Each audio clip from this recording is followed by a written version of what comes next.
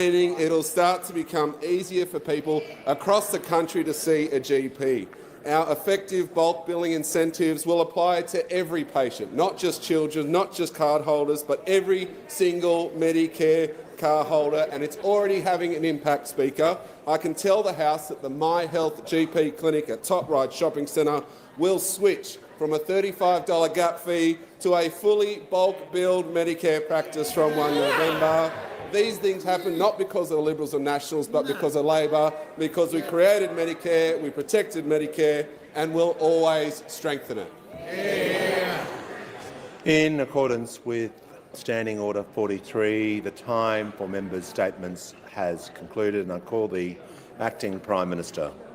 Thank you, Mr Speaker. I inform the House that the Minister for Resources and Northern Australia will be absent from question time today and tomorrow, and that the Minister for Employment and Workplace Relations will answer questions on her behalf. We shall move to questions without notice. Are there any questions? I give the call to the Honourable the Leader of the Opposition. Thank you, Mr Speaker. My question is to the Acting Prime Minister. Because of Labor's economic vandalism, households are paying 15% more for their food, 20% more for their insurance and nearly 40% more for their electricity in the last year alone. Australians are suffering through the largest decline in living standards in the developed world during Labor's cost of living crisis. Why is it that when Labor fails, Australians are always left to foot the bill?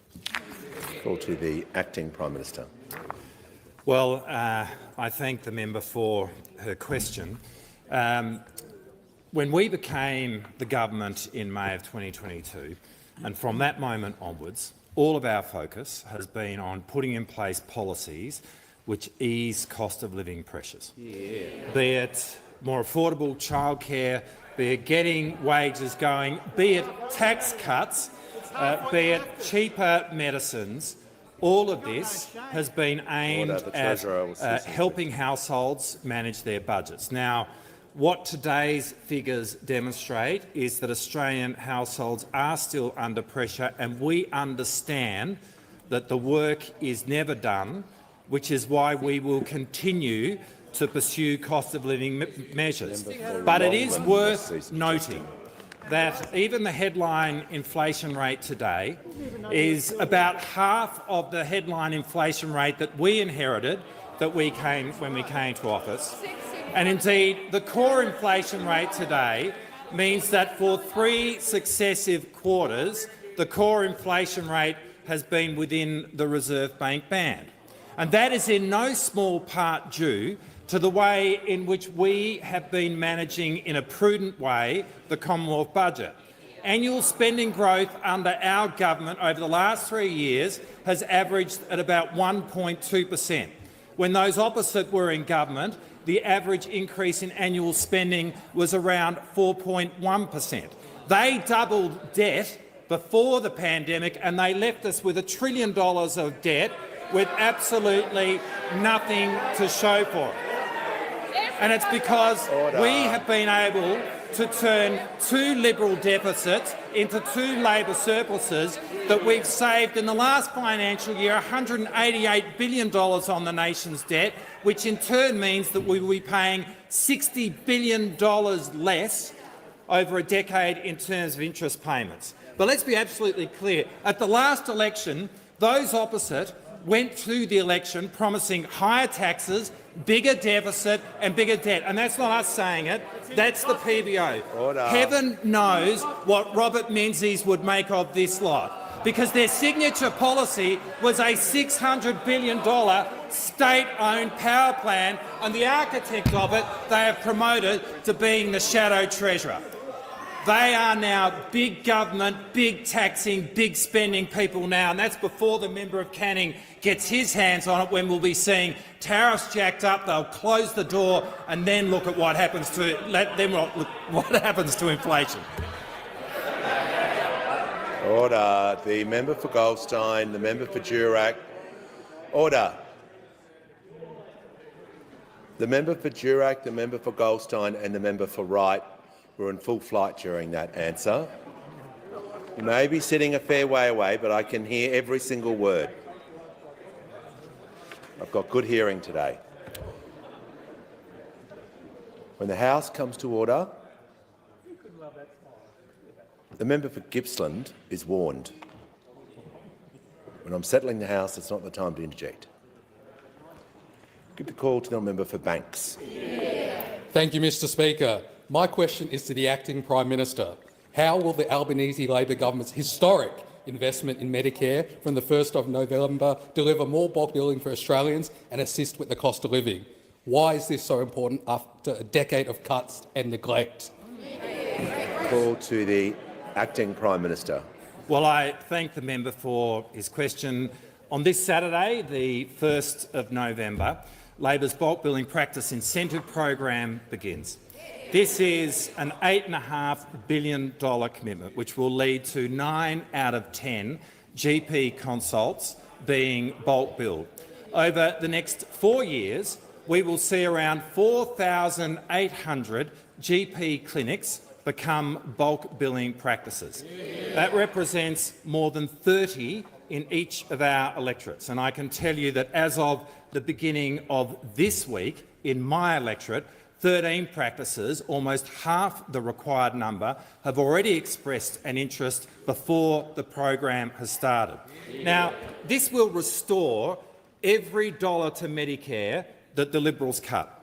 And we will never forget that in the first budget of the Abbott-Turnbull-Morrison government, they ripped $50 billion out of health. We'll never forget that under the Liberals, they froze the Medicare rebate for 6 years, sending bulk billing rates plummeting. And we will never forget that they tried to completely abolish bulk billing through the introduction of a GP tax, a tax that the Leader of the Opposition, when she was the Health Minister, completely supported, saying that its price signal was vital. And that is entirely consistent with her worldview, because last year she said that if you don't pay for something, you don't value it. And last week, the Leader of the Opposition said that she was standing up against a culture of dependency. I mean, this is actually a really clear view. The Leader of the Opposition is obviously deeply uncomfortable with the idea of Australians going to the GP for free. The Liberals are now and have always been a material risk to Medicare. Well, this government has a very different view, because we believe that access to essential health care should be a basic right. And that's why we're doing even more. From the 1st of January, in just a couple of months, we're going to cap PBS scripts at just $25. They haven't been that low since 2004. And we will continue the rollout of our urgent care clinics. We did 87 in our first term. We'll do 50 in this term, meaning that Australians in need of non-life-threatening urgent care can get it hours quicker, much more conveniently and completely for free.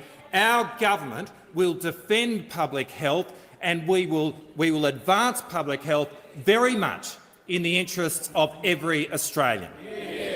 Call to the Honourable the Leader of the Opposition. Thank you, Mr Speaker. My question is to the Treasurer. Earlier this year, the Treasurer went on a victory lap, declaring, quote, "Inflation is down substantially and in a sustained way." Yet today, inflation has shot up above all expectations, jumping to 3.2%. This means no relief for households, no relief when seeing the doctor, no rate cuts in sight, and families paying an additional $1,800 on their mortgage.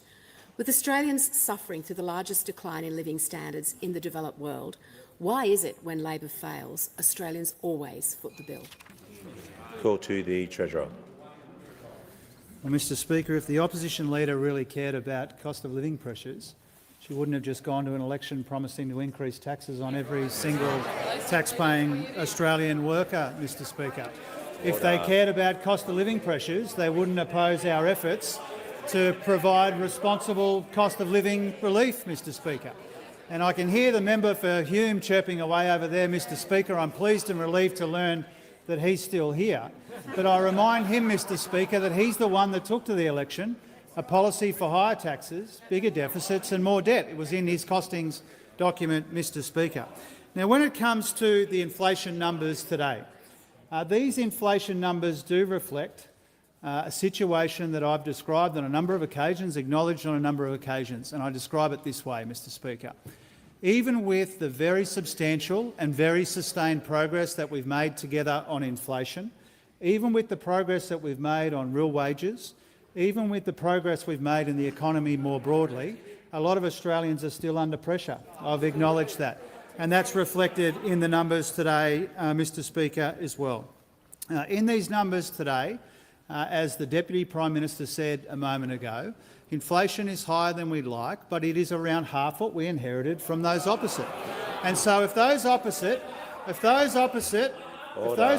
want to make this point about inflation at 3%, what do they say about inflation that they had running north of 6% and rising when we came to office? Inflation is half what we inherited from those opposite, Mr Speaker. And I hear again the member for Hume. I love it when he interjects, Mr Speaker, because it hasn't dawned on the member for Hume that when he left office, inflation was 6.1 and it was rising fast, Mr Speaker. They were spending more, they had bigger deficits and they had more debt, Mr Speaker. Now, the point that I would make about the numbers today, more specifically, Mr Speaker, is that the headline number increased largely as a result of the end of state energy rebates, but it is still much lower than its peak. The point that I would make about underlying inflation, both numbers are important, headline and underlying, but underlying inflation was at the top of the target band in the September quarter, and that means we've seen underlying inflation within the target band for multiple quarters, Mr Speaker. Remember, underlying inflation was closer to 5% when we came to office, and now it's around 3%, Mr Speaker. If those opposite were honest, they would acknowledge a couple of things. First of all, inflation's half what we inherited. Secondly, their policies would have made inflation worse, not better. We have made it clear that we want to make more progress on inflation. We've made it very clear that that progress often isn't in a straight line, as we've seen around the world. We know that there's more work to do, and that's our focus. Before I call the member for Braddon, the member for Hume interjected 9 times during that answer. Order. Members on my right, I don't need any commentary. So the member for Hume will not be interjecting, given he's used all his lives up. He won't be interjecting for the remainder of question time. And if he does, he won't be here. So everyone understand that? Great. Okay, the member for Braddon has the call. Thank you, Mr Speaker. My question is to the Minister for Health. Why is it so important that the Albanese Labor government invest in bulk billing after a decade of cuts and neglect? The call to the Minister for Health, Ageing and the Minister for the Disability and the National Disability Insurance Scheme. Yeah, thank you, Speaker. A big reason why the member for Braddon got the biggest swing of any member in this House was her relentless support for a stronger Medicare and cheaper medicines, Mr Speaker. And for her and for Labor, bulk billing is the beating heart of Medicare, Mr Speaker. The idea that all you need in this country to get great health care should be this little green and gold card, Mr Speaker, is central to our philosophy. And it was hard-fought, Mr Speaker. John Howard, the leader of the modern Liberal Party, said that bulk billing was an absolute rort. The AMA wanted to go on strike over bulk billing, Mr Speaker. But 30 years on, I think most of us thought the bulk billing was here to stay. 30 years on, back in 2014, we didn't reckon on the Abbott government, of course, a government that tried to abolish bulk billing altogether in their first budget, Mr Speaker. And when we blocked that GP tax in the other place, Mr Speaker, the then Health Minister, Peter Dutton, tried another way instead and introduced a years-long freeze to the Medicare rebate, thinking that obviously if you freeze the income of doctors, that will pressure them to move away from bulk billing. Now, Peter Dutton didn't last long as Health Minister, Mr Speaker, but any sense that his replacement might have changed course was pretty quickly disappointed, Mr Speaker. And I think we remember who that replacement was. That's right. The Leader of the Opposition, of course, the Leader of the Opposition. Now, as the new Health Minister, she could have changed direction, but instead, Mr Speaker, she doubled down. In her budget in 2016 as Health Minister, she didn't just lock in Peter Dutton's Medicare rebate freeze, she extended it for all of the rest of the decade, Mr Speaker. All of the rest of the decade, marking herself out as the only health minister in the history of Medicare never once to increase the Medicare rebate. Even Peter Dutton managed it once, not once under this health minister, marking herself out as the person probably most responsible for the situation we inherited when we came to government. A situation with bulk billing in freefall, Mr Speaker. Not the word I use, the word used by the College of GPs, Mr Speaker. Now, for those opposite who for decades fought against universal health care, who hate that little green and gold card, for those opposite, that's exactly what they always wanted, the idea of user-pays health care. For Labor, it was completely unacceptable. And that is why in the last 3 years we've delivered the 3 biggest increases to the Medicare rebate since Paul Keating was Prime Minister. That's why we tripled the bulk billing incentive for pensioners, concession card holders and children, Mr Speaker, and that's why on Saturday we will roll out the biggest investment in Medicare's history to fix the mess that the Leader of the Opposition created when she was the Health Minister. Before I call the member for Mayo, I have a large number of guests to welcome to the Parliament. Firstly, in the Southern Gallery behind the glass up today is students from Wentworth Falls Public School from the members for Macquarie's electorate. And in the Southern Gallery, we've got our friends, a group of Aboriginal and Torres Strait Islander students from urban, rural and remote communities participating in the 2025 Work Exposure and Government program. And members from the Tasmanian Legislative Assembly, Josh Willey, and the member for Clark, Janie Finlay. And I see the former member for Higgins, Dr Katie Allen, in the gallery, Sam Dighton, the CEO of the Committee of Adelaide, and the Mayor, Jeff McDonald, and Deputy Mayor Rebecca Van Hoff from Toowoomba Regional Council. A group of young people from Western Australia representing 12 Buckets as part of their campaign to end child poverty, and the member for Pearce's electorate. And also a group of Young Assyrians, a youth-led organisation that aims to educate and empower young people in the Assyrian community, as guests of the member for Greenway and the member for McMahon. Welcome to everyone to Question Time. Now I give the call to the member for Mayo. Thank you, Mr Speaker. My question is to the Minister for Aged Care and Seniors. Fred is a full pensioner with a Level 3 home care package. Today, his package covers his needs to stay home. Fred's been advised once support at home starts this Saturday, he will pay $21.87 out of pocket for each hour of cleaning, gardening and meal preparation. Fred can't afford this and says he'll be forced to cancel his care package. Can the Minister explain how Fred, not being able to afford home care, is putting the care into aged care? Call to the Minister for Aged Care and the Minister for Seniors.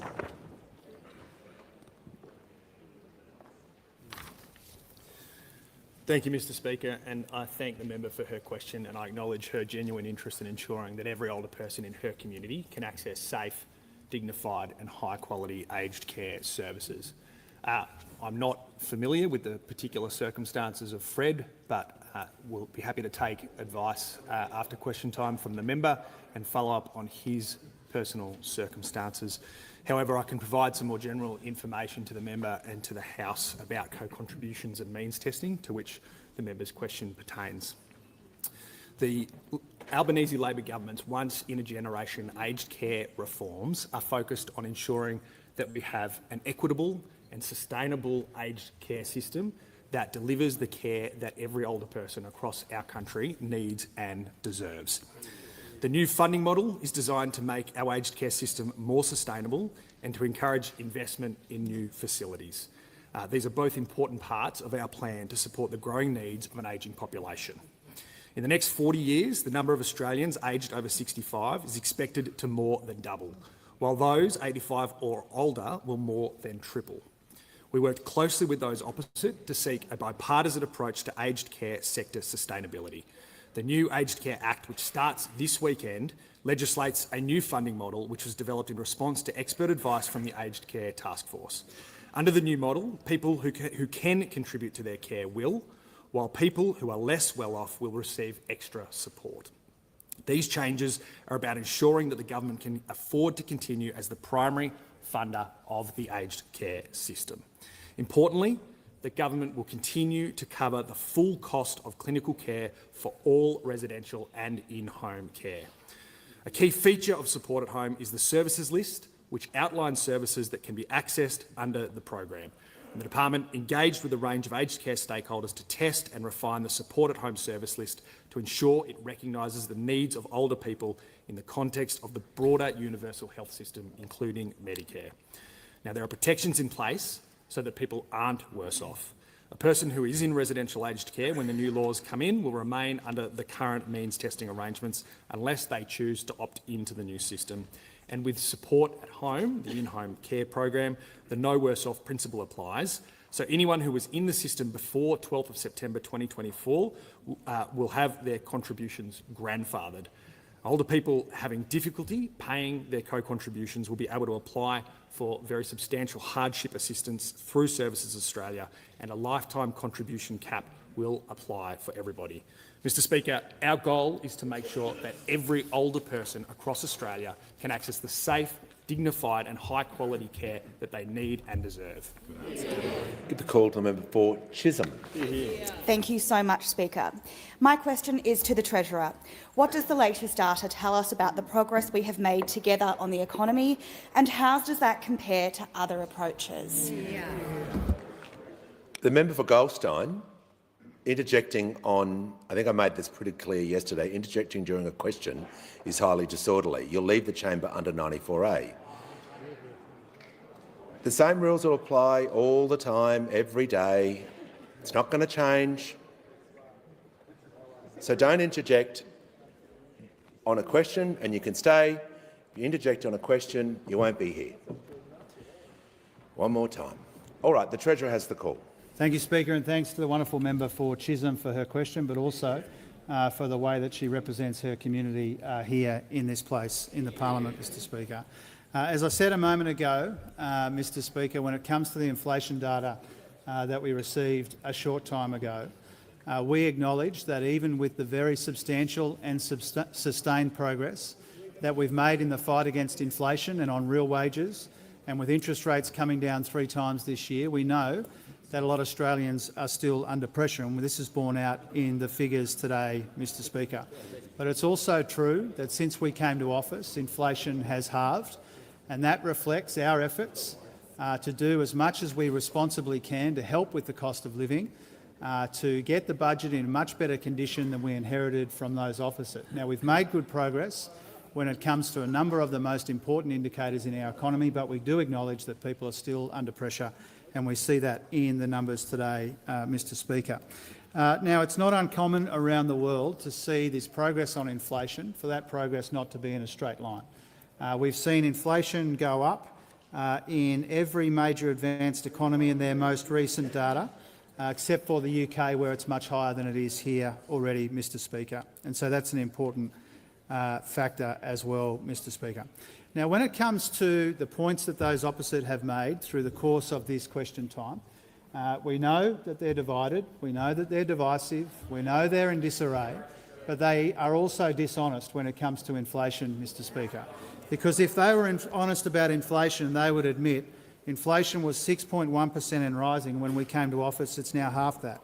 If they were honest, they'd admit that interest rates were already coming up when we came to office. Under us, they've fallen 3 times this year. If they are honest, that they would admit that unemployment averaged 5.6% under them, 3.9% under us. If they were honest, they'd admit that wages growth was 2.2% under them, 3.7% under us. If they are honest, they'd admit real wages were going backwards 3.4% when we came to office. They're now growing at their strongest rate in 5 years. And when it comes to the question the Leader of the Opposition asked a moment ago, Mr Speaker, if she was honest, she would admit that living standards went backwards 1.9% in the quarter that we came to office. They're now growing 2.4% through the year to June 2025, the strongest annual growth in almost 4 years, Mr Speaker. The point I'm making is this. There are no shortage of challenges in our economy. That's why we're rolling out responsible cost of living relief and strengthening Medicare to help where we responsibly can the Australians who are still facing cost of living pressure. Under those opposite, things were much worse, and if they'd won their last election, things would have been much worse still. Give a call to the Deputy Leader of the Opposition. Thank you, Mr Speaker. My question goes to the Treasurer. Yesterday, the Governor of the Reserve Bank said a 0.9% increase in core inflation would be, I quote, a material miss. Today, it came in even higher. Given the Treasurer always takes credit for when inflation falls, will he now take responsibility for today's news of inflation increasing? Give a call to the Treasurer. Thank you very much, Mr Speaker. Actually, I share credit when inflation comes down, as I have on many occasions from this dispatch box. I make the point that government is playing a helpful and meaningful role in our economic progress, but that the credit belongs to the Australian people who work hard and provide for their loved ones and do the best they can, Mr Speaker.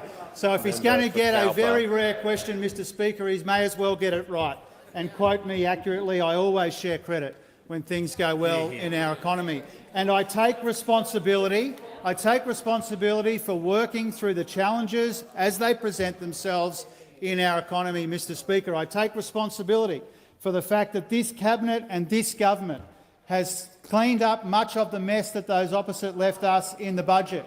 I take responsibility for the fact that we work together with the Australian people to deliver 2 surpluses when those opposite couldn't deliver a single one in 9 years. I take responsibility for the fact that we've got real wages growing again after a decade of deliberate wage suppression and wage stagnation.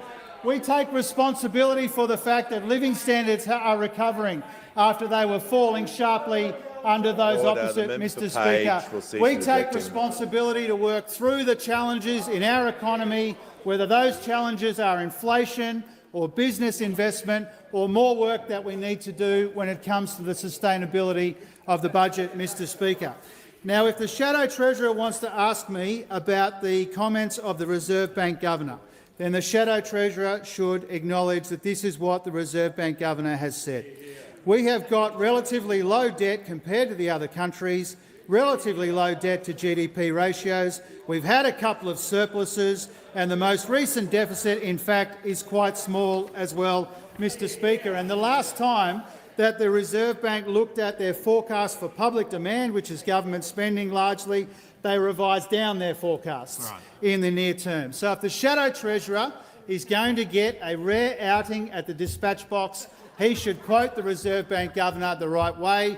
He should quote me the right way. We've made a lot of progress in our economy, Mr Speaker, but we know the job is not done. We had a hell of a mess to clean up when we came to office. We've made progress on inflation. We've made progress in the budget. We've made progress on real wages. We've made progress on the gender gap. We're rolling out cost of living help in the most responsible way that we can. Those opposite have opposed most of that cost of living help. If they had their way and won their last election, Australians would be under more pressure, not less. The call to the honourable member for Brisbane. My question is to the Minister for Small Business. How is the Albanese Labor government delivering for Australia's small businesses, and why is this so important? Call to the Minister for International Development and the Minister for Small Business and the Minister for Multicultural Affairs. Thank you very much, Mr Speaker, and thank you so much also to the member for Brisbane, a passionate supporter of small businesses in her electorate, and like many of us on this side is out there listening to small businesses in their communities, heeding their comments and coming back in here and advocating so passionately and so strongly for them. And the member knows, as we all do in the Albanese government, that small businesses are at the heart of our communities. And with 2.6 million small businesses employing more than 5 million Australians and contributing almost $600 billion to our nation's economy every year, small business is big business. They are the corner cafes that bring us together, the tradies who build our homes, the startups that turn dreams and passions into livelihoods. And when they thrive, Australia thrives. That's what guides our national small business strategy, the first of its kind, with a focus on helping small business grow, on tackling red tape and on creating an even playing field. Now, Mr Speaker, over the past few weeks, I've had the pleasure of visiting business communities from Burwood in Reid to North Beach in Moore, from Sunnybank in Moreton to Box Hill in Menzies. And I've spoken with small business owners, listened to their stories and heard firsthand some of the challenges that they face. In the last sitting period in this House and on this side of the chamber, we reaffirmed our focus on delivering real outcomes for small businesses right across Australia by passing legislation that extends the $20,000 instant asset write-off so that small businesses with an annual turnover of less than $10 million can continue to immediately deduct eligible assets. Now, I know that this measure will make a real difference to small businesses in Australia, including the 1.5 million small businesses that are sole traders and who also have benefited from the Albanese Labor government's tax cuts. For small business owners like Philip, now Philip runs Oatly Chinese Malaysian restaurant in the member for Banks's electorate. Yeah. And the instant asset write-off is going to help Philip manage his cash flow to invest in new kitchen equipment, expand his operations and continue serving his local community. Because we understand that every piece of equipment bought, every tool replaced, every shop front opened represents something bigger. It represents confidence and a chance to build a better future. So, whether it's extending the instant asset write-off or targeted energy bill relief or improved payment times, digital supports or giving small business a fair go in government procurement, the Albanese Labor government backs in small business, just as small business backs in Australia. Before I call the Deputy Leader of the Opposition, I'm pleased to inform the House that we've just been joined by a delegation from the Foreign Affairs Committee of the Parliament of the Republic of Estonia, led by Committee's Chairman Mr Marko Mikkelsen. Accompanied by a delegation is His Excellency Mr Jan Reinhold, Ambassador to Estonia to Australia. Welcome to you all. Call to the Deputy Leader of the Opposition. Thank you, Mr Speaker. My question goes to the Treasurer, and it follows his answer to my previous question where he showered himself with compliments but failed to take responsibility for today's shocking inflation figures. Given government spending is running 4 times faster than the economy, with the highest level of spending outside of recession in nearly 40 years, keeping interest rates higher for longer, will the Treasurer now concede it is time to stop Labor's spending spree? You call to the Treasurer. Mr Speaker, you can't believe a word he says. I mean, the way that he's characterised, the way that he just characterised my earlier answer has no relationship with reality, Mr Speaker. But leaving that aside for one moment, I think the Shadow Treasurer once again has impeccable timing, asking me about government spending and the budget position in the week that Fitch Ratings Agency has reaffirmed Australia's AAA credit rating. Right. And the reason they've done that is because our budget position is one of the strongest in the G20. Yeah. And that's because, unlike those opposite in ways unrecognisable to them in government, we've banked most of the upward revisions to revenue. We've found $100 billion in savings. We delivered 2 surpluses in our first 2 years when those opposite couldn't deliver a single one in 9 years. We've got the deficit down to about 1/5 of what we inherited from those opposite. We've got debt down by $188 billion since we came to office, and that's saving the Australian people $60 billion in interest, Mr Speaker. Now, can I remind the Shadow Treasurer that when he asks about government spending, when we came to office, spending was about 1/3 of the economy, and we got it down to about 1/4 of the economy. They had real spending growth averaging 4.1. We've got it averaging 1.7. They had gross debt peaking at 45% of the economy. We've got it down to 37% of the economy, Mr Speaker. But I think the most important thing for those watching at home to understand about the Shadow Treasurer's answer is when he talks about the difference in spending in recent years, one of the things that he's most critical of is the fact that we have seen very substantial indexation of government payments, including the age pension. And so if the Shadow Treasurer thinks that indexing the age pension is wasteful spending, then he should say so. That's right. He should say so.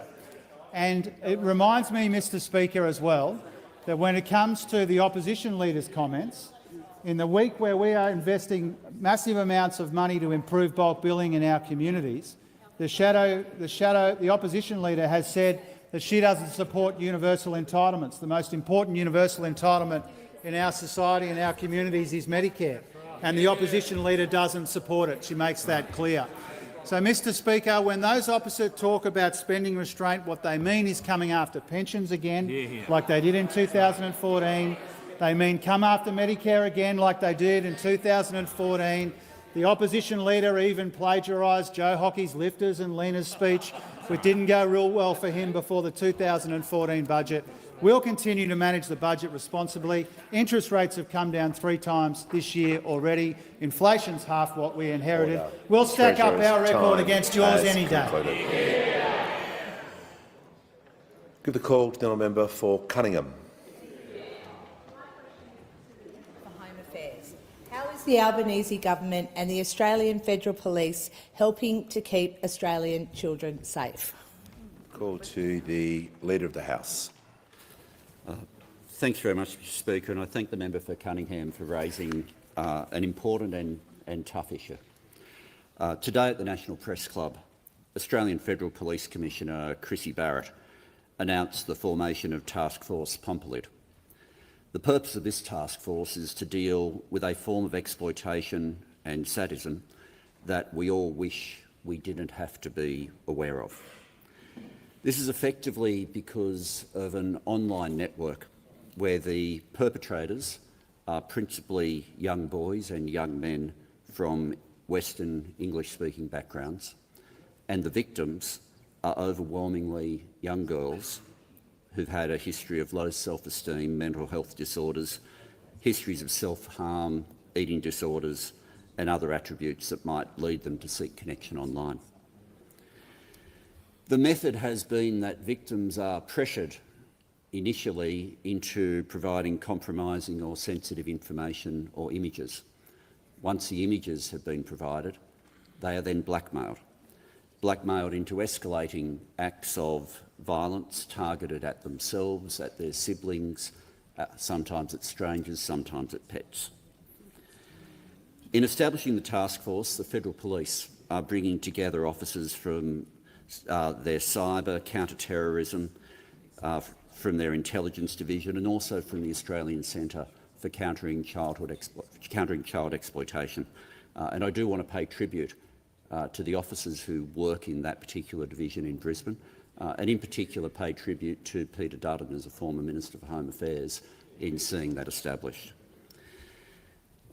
Legislation which passed this parliament, passed the other place this morning, the new Telecommunications Bill, gives new powers that the AFP and other agencies will be able to use to be able to infiltrate and destroy some of these child exploitation networks.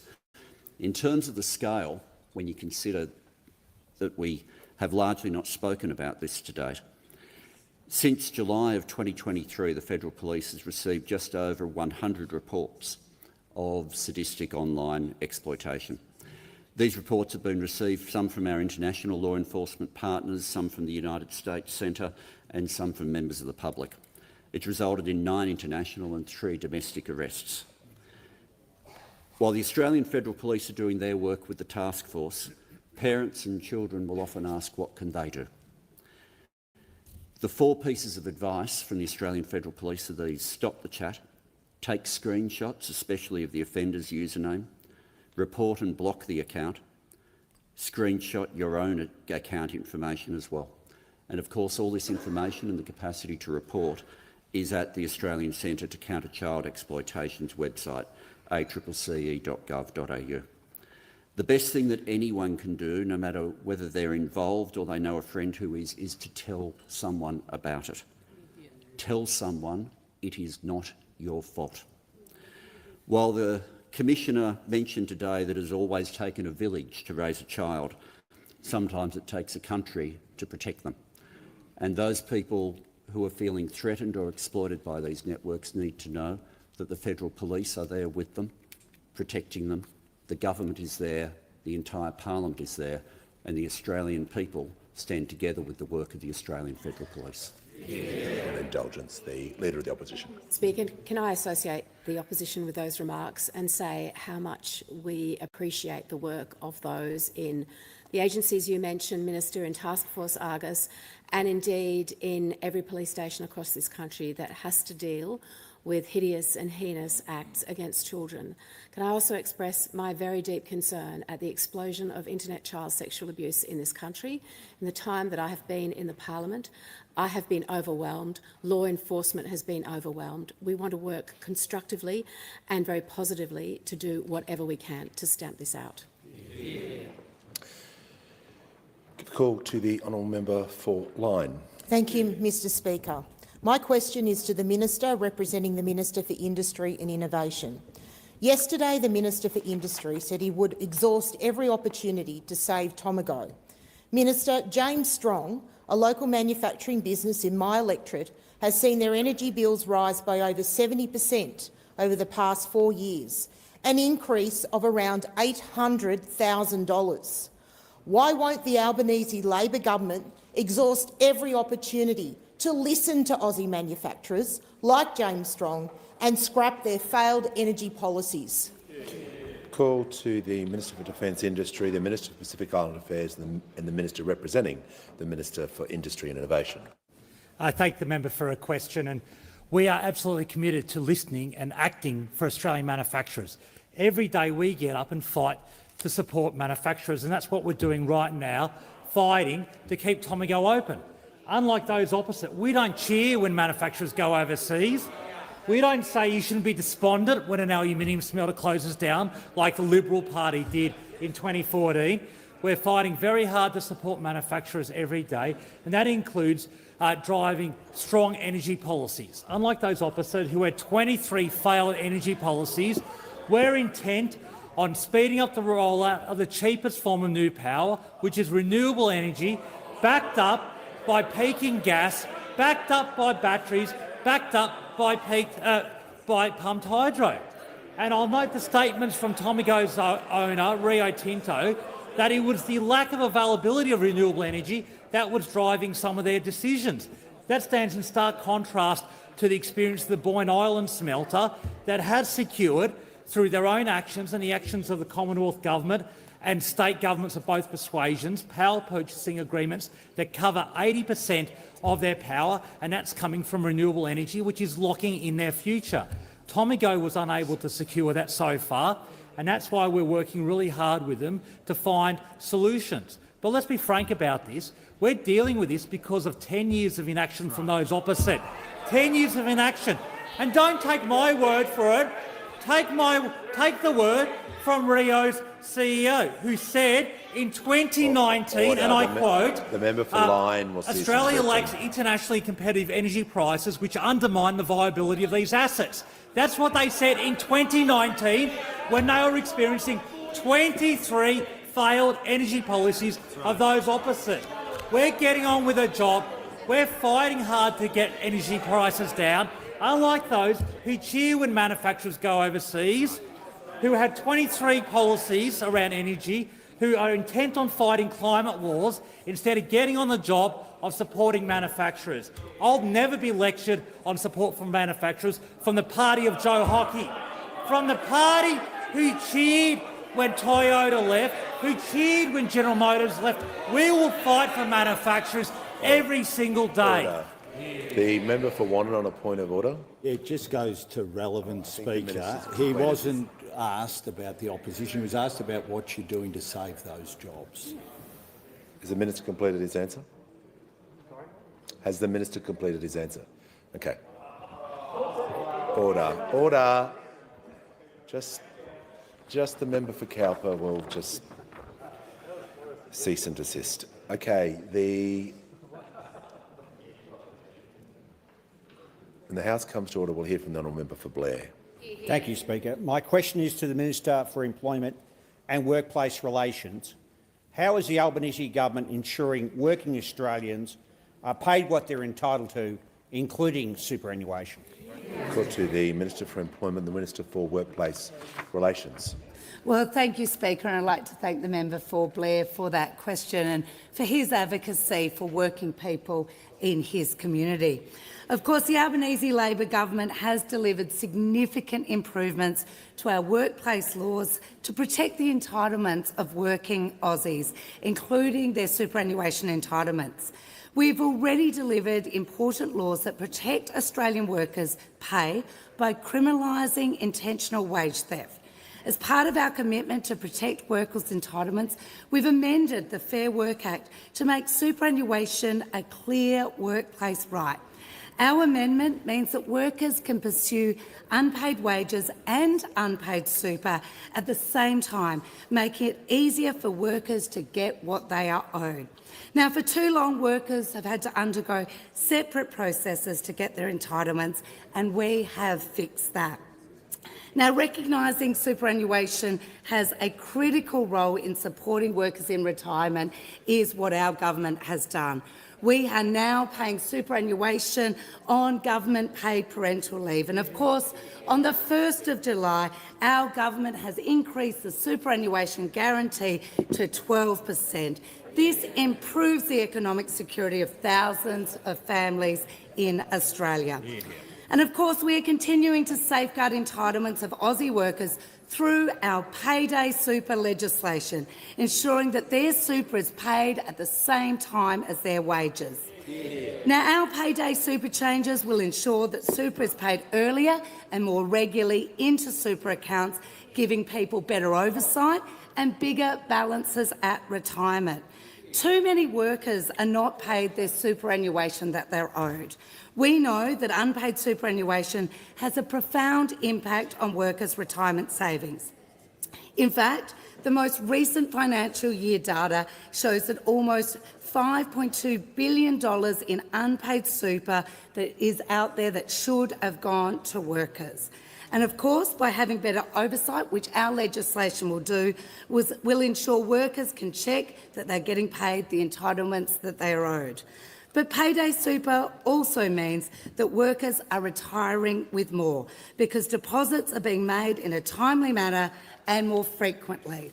What this will mean for an average 25-year-old's retirement balance is an extra $6,000 in today's dollars.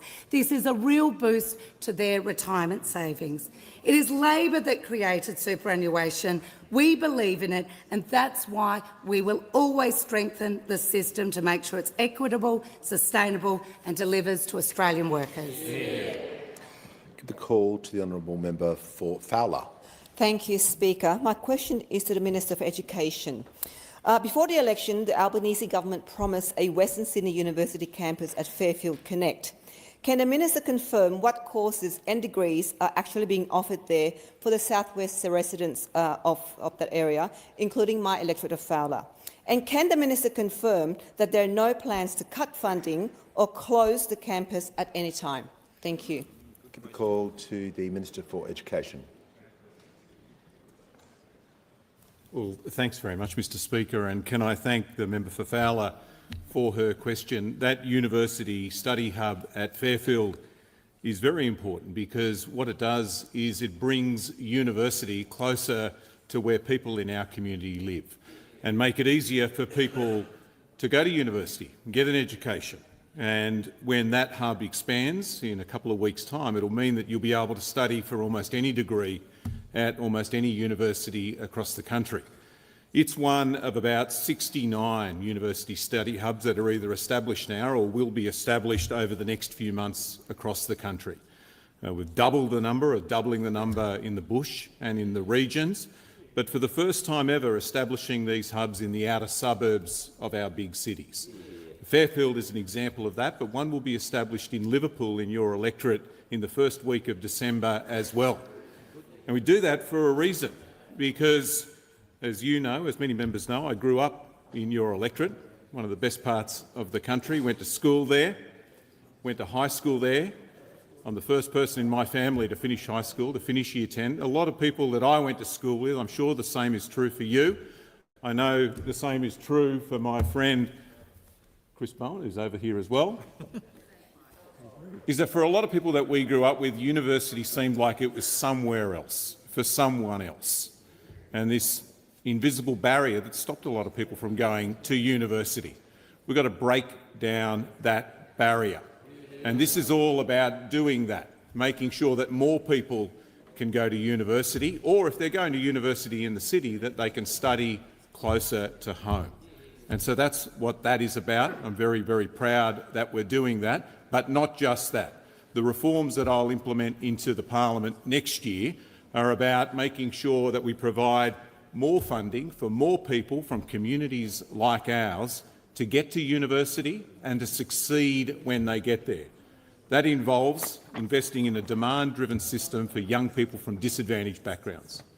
Because the truth is that even though this country has changed in remarkable ways, to the point where over my own lifetime the number of people with a university degree has changed from barely 2% to now almost 1 in 2 young people in their 20s and 30s with a university degree, it's not true where I grew up.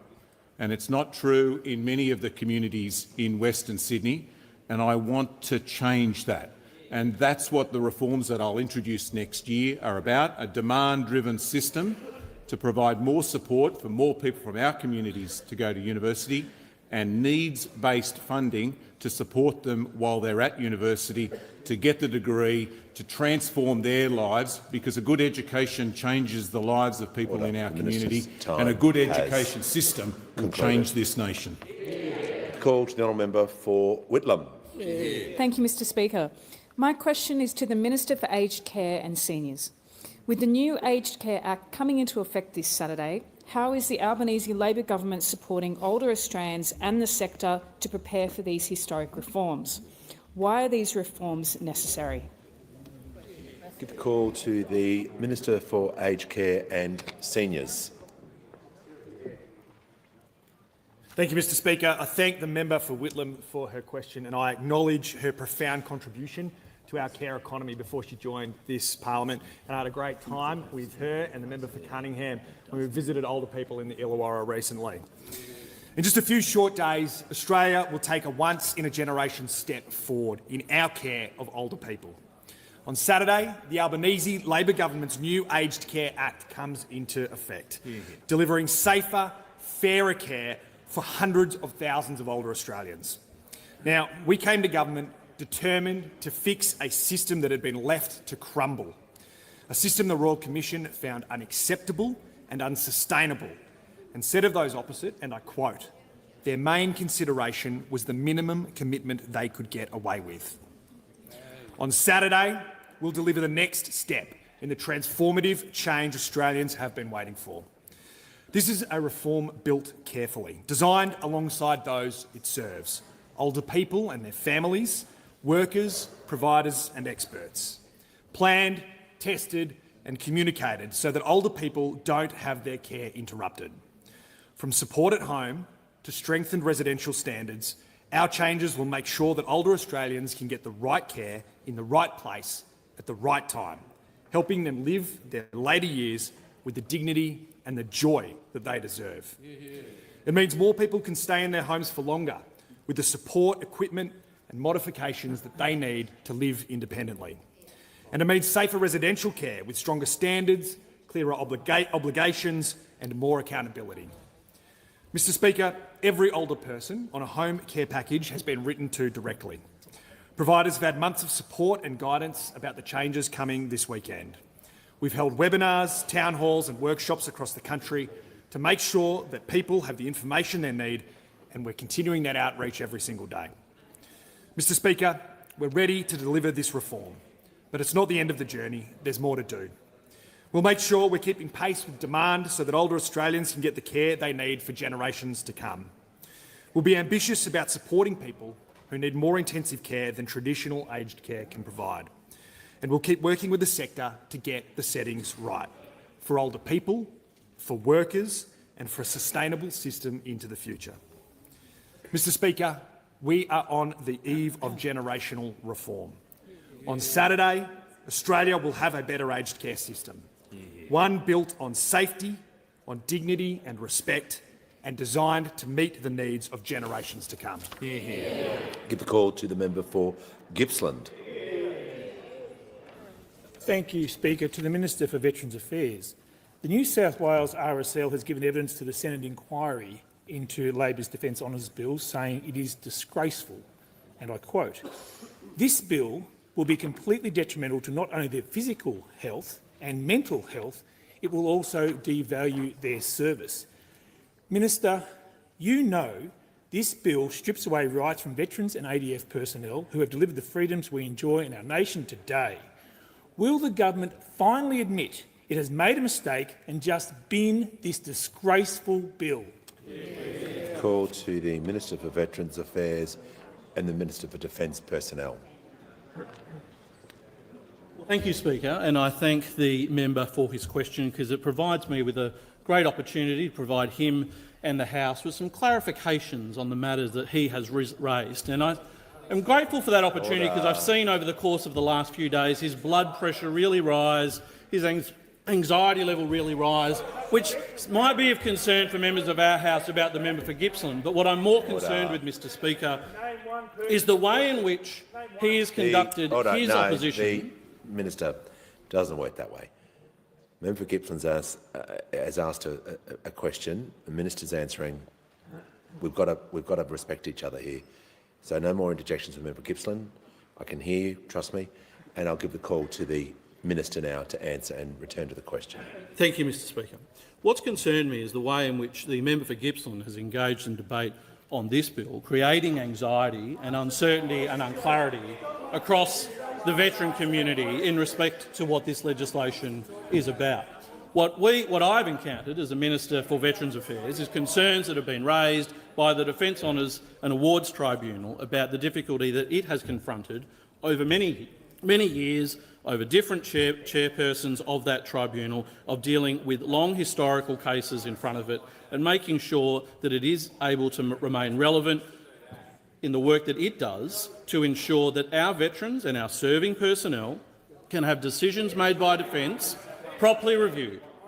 And I think people understand, and I know in my engagement with the veteran community around this bill and around many issues surrounding medals, that they want to ensure that those decisions can be properly based in evidence, which is why we have many reviews of these matters, that they can be properly based in evidence, and that we see the integrity in the way in which that system operates. And that's what these amendments are designed to achieve.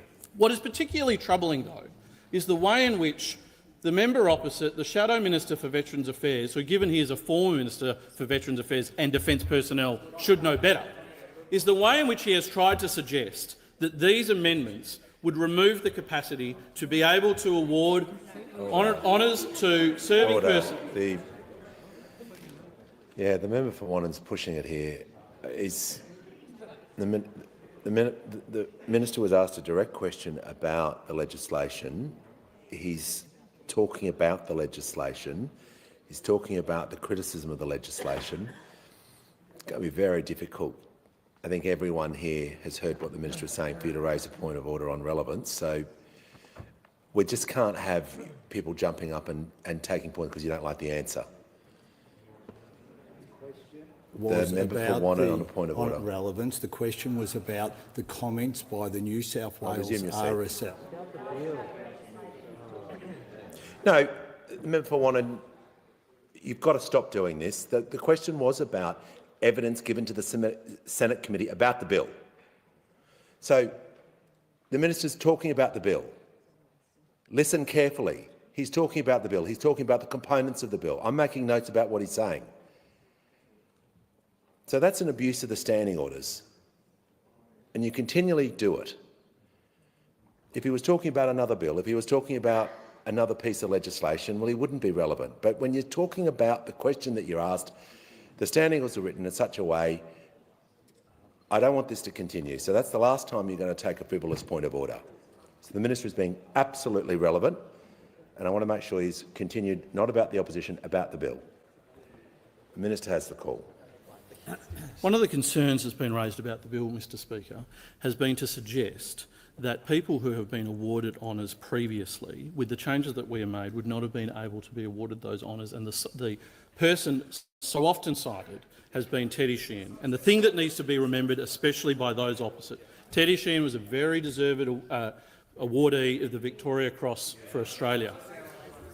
When the tribunal recommended that decision, the government opposite didn't follow that recommendation. They didn't follow that recommendation. They had a whole separate process to deal with that because of the pressure on this side of the House, because of the pressure from the veteran community. It is that sort of disinformation that is causing anxiety in the veteran community, and as former minister, the member opposite should know better. Call to the member for Macon. Thank you, Mr Speaker. My question is to the Minister for Climate Change and Energy. How is the Albanese Labor government delivering a modern, reliable energy grid in the national interest? What policies have been proposed that are not in the national interest? We call to the Minister for Climate Change and Energy. Well, thank you very much, Mr Speaker. I thank the member for Macon for his question. He was a champion power lifter and is a champion MP, Mr Speaker. And his community are champion battery installers because of the 150 electorates in Australia, the electorate of Macon comes in well in the top 10 in 7th place for the number of cheaper home batteries installed since the 1st of July, and they are big participants in the 103,494 batteries that have been installed since the 1st of July. So this is a great addition. I know the Leader of the Opposition doesn't support the policy as she interjects, but the Australian people do, Mr Speaker, as they're showing by their actions. It is part of a broader suite, and we saw the AEMO connection figures overnight showing 23.2 gigawatts of early-stage projects finalising contracts or under construction, up 43% on the same time last year. And just today we saw the Minister for the Environment improve a new big battery in Chinchilla in the member for Maranoa's electorate, which will power 101,000 houses for 4 hours. 101,000 houses for 4 hours. Facts matter. Facts matter. I'm sure the Leader of the National Party joins us in welcoming this big step forward. And the member asked me what policies are being proposed that are not in the national interest, because obviously all the policies I just ran through are in the national interest. And of course, on the opposition, we see the right hand not knowing what the further right hand is doing as they battle to try and get further and further away from mainstream Australia, whether it's nuclear or net zero. We saw the opposition go to the last election with a nuclear policy, and in the wash-up of that election defeat, we saw the blame game started. We saw Jacob Grieber report Littleproud, this is about the nuclear policy, Littleproud reportedly told party insiders it was a way to give us something to talk about on Sky, where late-night hosts were whipping up a long campaign against Labor's renewable focus. Well, there you have it. There's their priorities. We're about storing renewable energy for after dark. They're about appeasing Sky after dark, Mr Speaker. We're about building policies to build the nation. They're about policies to beat one nation. We're about expert reports. They're about the Bull report. We care about credibility. They care about Cleveland.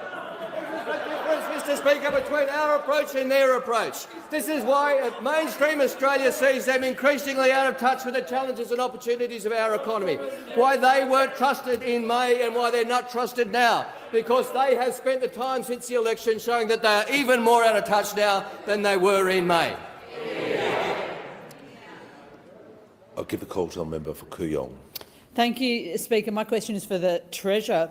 Treasurer, late last year your department published a review of the Medical Research Future Fund, but it was only released at the end of last month. In that report, the department canvassed options for the MRFF, including its abolition. Will the Treasurer reassure Australia's medical researchers that the government will not abolish the MRFF or use its funds for any purpose other than disbursing MRFF earnings for MRFF research grants? Call to the Treasurer. Yeah, thanks, Mr Speaker. I can give that commitment. We won't be abolishing the fund. We think the fund serves a very important purpose in our when it comes to health research, and so I'm happy to give that assurance. In fact, Mr Speaker, in all of the discussions that we've had about this fund in the time that you have been raising it in good faith and from a good place and based on all of your experience, all of the conversations that I've been having with the Minister for Health about this are about strengthening the role of the fund and making sure that it's serving the purpose for which it is intended. And so I provide the member with that assurance. And the reason we're big believers in the fund is because we know how important medical research is. We are a nation of innovators. We know that that innovation can help when it comes to some of our most persistent health challenges.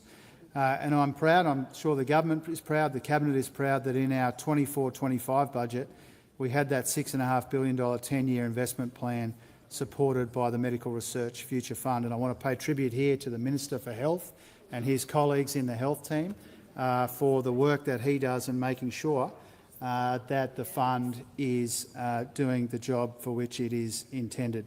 When the honourable member asked the Minister for Health a similar question, he pointed out that we're now funding more than $1.5 billion of health and medical research every year, not just through the MRFF but also the endowment account from the NHMRC as well. That includes projects like clinical trials to help patients access cutting-edge medical interventions and build our evidence base, investing in research missions, including better treating brain cancer, cardiovascular health, reducing health inequities, and also training the next generation of clinical researchers, Mr Speaker. We've taken a consistent approach, a reliable approach to drawing down from the fund, providing that $650 million a year as part of the 10-year investment plan. In years where the maximum disbursement recommended by the Future Fund has been lower than the $650 million, we've provided additional funding through the budget process. I think from memory, or I'm told that in 2022-23 we topped it up. When the recommendation was $598, we provided an extra $52 million. As the Minister also indicated when the honourable member asked him most recently, we will consider findings from the review of the MRFF as part of the broader work on our National Health and Medical Research Strategy. We will look forward to engaging further with the member about what comes next. But I finish where I started, Mr Speaker. These research funds are really important.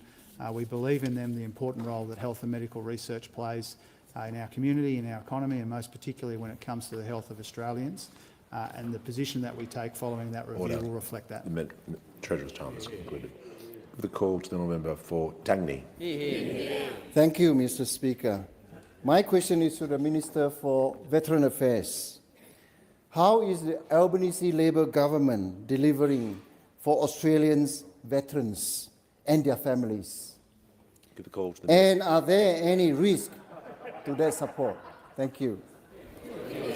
Give the call to the Minister for Veterans Affairs and the Minister for Defence Personnel. Well, thank you, Speaker, and I thank the terrific member for Tangney for his important question, and I acknowledge the service of his son in our Australian Defence Force as well. The Albanese government's commitment to delivering for veterans and families has been seen across our term of government, but even all the way back to opposition. We saw the rates of defence and veteran suicide, and we called on the previous government to hold a royal commission. We saw the backlog of some 42,000 veteran claims sitting in the Department of Veterans Affairs, not even being looked at under the previous government, and we committed to 500 additional staff for DVA, and we delivered that in government.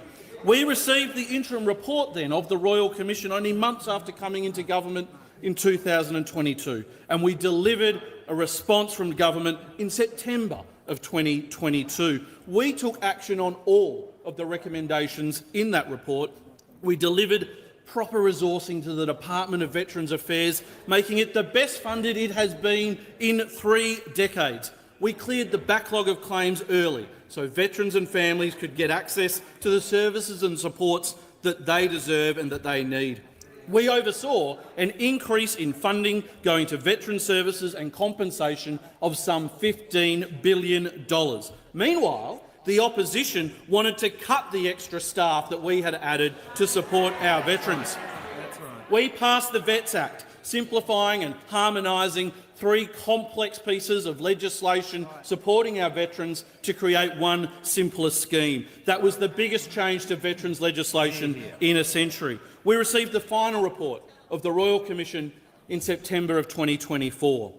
And we delivered the government response in December of 2024, one of the fastest government responses to a Royal Commission ever, because we take these issues seriously. Within a year of the Royal Commission, we have implemented what it said was its most important recommendation, establishing a legislated oversight body, the Defence and Veterans Service Commission. We've implemented 8 other recommendations as well already, and work is underway on a further 110 of the recommendations.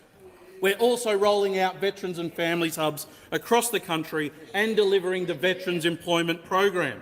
We have also doing the work to make it easier for veterans and families to be able to lodge claims with DVA, and we've delivered the first combined defence and veteran mental health and wellbeing strategy. Meanwhile, the only commitment that's coming out of the opposition leader and her shadow treasurer is cutting back government expenditure, something that would go to the heart of the support that is delivered to our veterans. Unlike the fluff and cluck from those opposite with their fear and misinformation, the Albanese government is actually delivering for veterans and families. Give a call to the honourable member for Gippsland. The member for Herbert will leave the chamber. Completely disrespectful. The member for Gippsland will start his question. Thank you, Speaker. To the Minister for Veterans Affairs, can the minister name a single veteran who supports the Labor Party's changes to the Defence Honours and Awards Appeals Tribunal? Call to the Minister for Veterans Affairs, the Minister for Defence Personnel. Order. Thank you, Speaker, and I thank the member for his question. In the process of developing these reforms, I engaged with all of the members of the ex-service organisation roundtable. We also put these reforms forward at a previous Senate inquiry before the last election.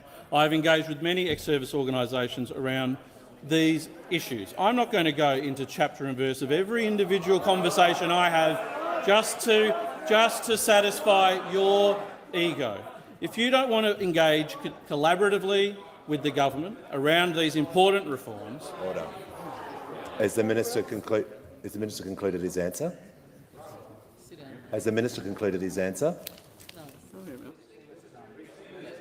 Well, I'll take that as no. The manager on a point of order. And Mr. Speaker, to take his point of order, but I noticed the Leader of the House was about to jump with his policing of the you and your, his long-term ode to all of us.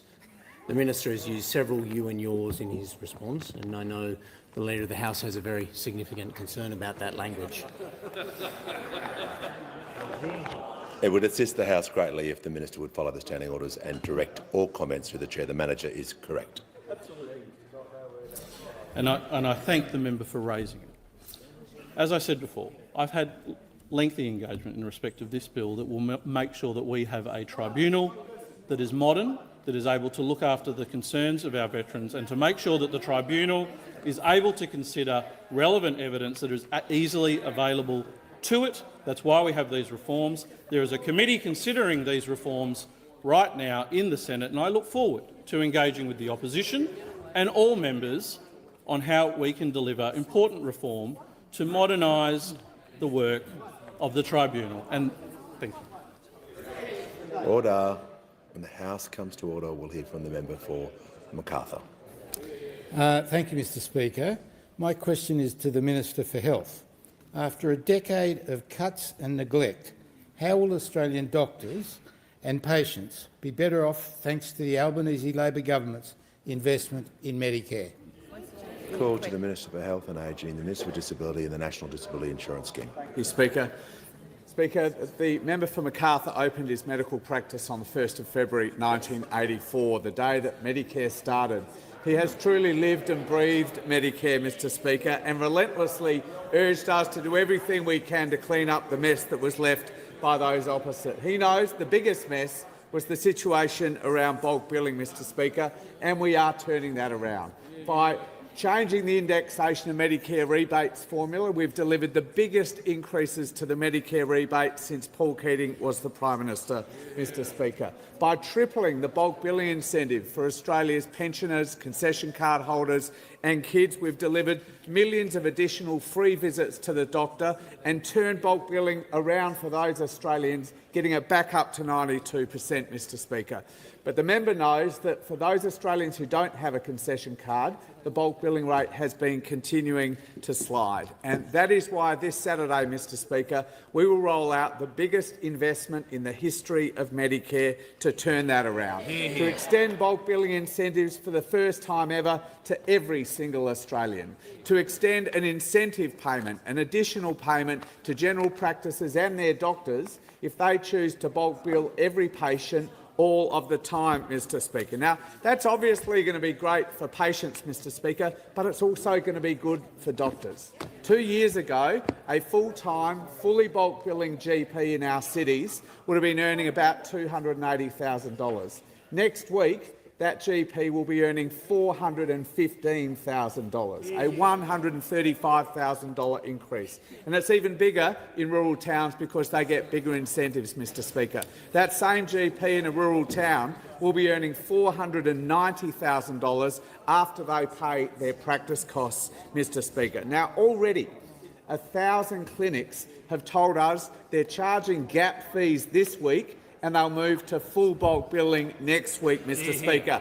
And that's on top of the 1,600 clinics that are already fully bulk billing. Now, I'm sure she's looking at her phone, but I'm sure that's something that the member for Lindsay will be very happy about, because a few months ago she asked me a question about a clinic around the corner from my electorate office, the Harbour Medical Service. She was concerned that a notice had been put up about gap fees going up. I was concerned too. And she said, "Isn't it the case that Australians need both their Medicare card and their credit card to get the health care they need under Labor?" Well, I'm happy to report, Mr Speaker, that the Harbour Medical Service next week is moving to fully bulk billing. To fully bulk billing, Mr Speaker. And I'm sure the member for Lindsay is going to be very happy that the Harbour Medical Service, all you'll need is your Medicare card. The Acting Prime Minister has the call. And on that note, I'll ask that further questions be placed on the notice paper. I present the Auditor-General's Information Report number 4 of 2025-26.